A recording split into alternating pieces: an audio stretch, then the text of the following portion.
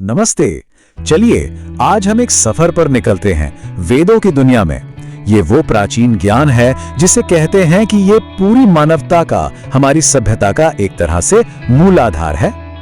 लेकिन एक सवाल से शुरू करते हैं। जरा सोचिए, क्या हो अगर हमारी पूरी सभ्यता का सबसे पुराना, सबसे गहरा ज्ञान कभी लिखा ही ना गया हो। सुनने में अजीब लगता है ना, पर यही सवाल है जो हमें सीधे वेदों के सबसे बड़े रहस्य तक ले जाता है। तो चलिए सबसे पहले यही समझते हैं, आखिर ये ज्ञान आया कहां से, इसका उद्गम क्या है। तो देखिए, वेद शब्द ये खुद संस्कृत के एक रूट वर्ड विद से आया है। विद का सीधा सा मतलब है जानना, पर यहां सिर्फ नॉर्मल जानकारी की बात नहीं हो रही है, ये उस परम ज्ञान को पाने की बात है। मतलब इसके तो नाम में ही इसका पूरा सार छिपा हुआ है। और यहीं पर एक बहुत ही अनोखी बात सामने आती है, वो है श्रुति। श्रुति का मतलब है जो सुना गया। अब इसका क्या मतलब हुआ? इसका मतलब ये है कि ये ज्ञान किसी ने बनाया नहीं, किसी ने कंपोज नहीं किया, बल्कि ऐसा माना जाता है कि पुराने ऋषियों ने इसे गहरे ध्यान में एक्सपीरियंस किया, महसूस किया, जैसे कोई दिव्य आवाज उन तक पहुंच रही हो। अब इतना विशाल ज्ञान जो सिर्फ सुना गया था, उसे सहेजना भी तो था। तो बाद में इसी ज्ञान के भंडार को महर्षि वेदव्यास ने सिस्टमैटिक तरीके से ऑर्गेनाइज किया और उसे 4 वेदों में बांटा, ताकि ये अनमोल ज्ञान पीढ़ी दर पीढ़ी आगे बढ़ता रहे और हम तक पहुंच सके। चलिए अब बात करते हैं इसके सबसे गहरे और शायद सबसे फैसिनेटिंग रहस्य की, और वो है अपौरुषेय का कॉन्सेप्ट। सीधी सी बात है, मूल मान्यता ये है कि इनकी रचना किसी इंसान ने की ही नहीं है। अब ये सिर्फ एक लाइन नहीं है, ये एक बहुत ही पावरफुल, बहुत ही गहरा विचार है, और इसके मायने भी बहुत गहरे हैं। और इसी विचार को समझाने के लिए एक बहुत खास शब्द है, अपौरुषेय। इसका मतलब ही यही है, जो पुरुष या इंसान द्वारा नहीं बनाया गया, मतलब जिसका सोर्स, जिसका ओरिजिन डिवाइन है, दिव्य है। तो ठीक है, ये अपौरुषेय है, पर इससे होता क्या है? इसके 2 बहुत बड़े मतलब निकलते हैं। पहला तो ये कि ये ज्ञान किसी एक दौर या किसी एक इंसान का नहीं है, ये टाइमलेस है, शाश्वत है, जैसे ये मानवता की आत्मा हो। और दूसरा, ये हमें जिंदगी के सबसे बड़े सवालों का जवाब देता है। ये ब्रह्मांड क्या है, जीवन का मकसद क्या है, कर्म, मोक्ष, इन सब पर एक दिव्य गाइडेंस देता। और ये ज्ञान सिर्फ किताबी या फिलोसॉफिकल नहीं था, नहीं, इसने असल में हमारी पूरी सभ्यता को एक ढांचा, एक ब्लूप्रिंट दिया। आप देखिए, वेदों ने जिंदगी के हर पहलू को कैसे छुआ है। जो ऋग्वेद है, सबसे पुराना, उसने हमें प्रकृति का आदर करना सिखाया।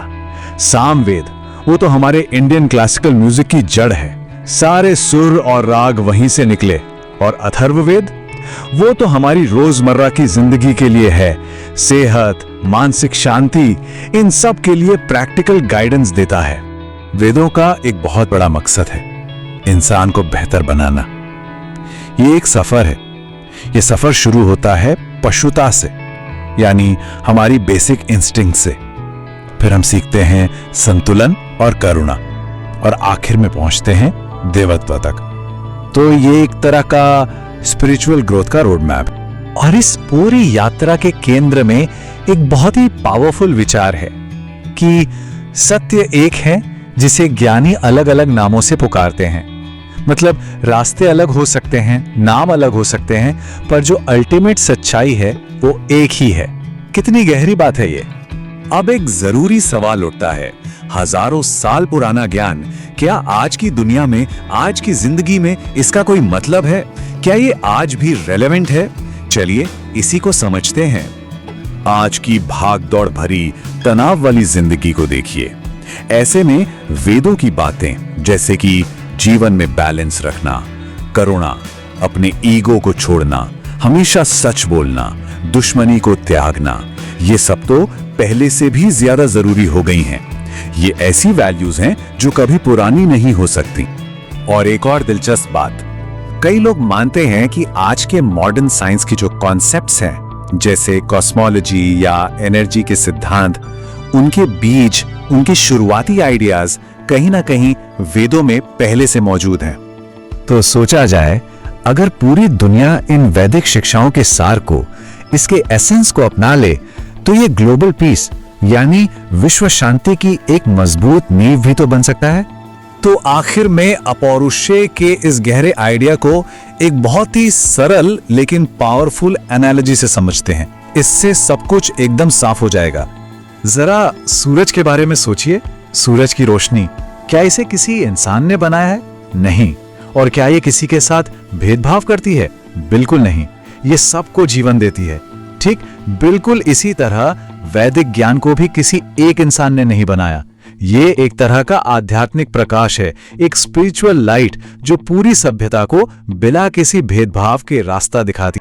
क्योंकि असल में ये ज्ञान इंसान को सिर्फ एक शरीर की तरह नहीं देखता। नहीं, ये इंसान को एक आत्मा मानता है, एक ऐसी आत्मा जिसका अल्टीमेट गोल, अंतिम लक्ष्य मुक्ति यानी मोक्ष को पाना है। और आखिर में एक सवाल, एक विचार। अगर ज्ञान सच में एक शाश्वत प्रकाश की तरह है जो हमेशा से है और हमेशा रहेगा, तो ये सोच हमारे अपने आसपास की दुनिया को देखने के नजरिए को कैसे बदल सकती है? इस पर सोचिएगा जरूर।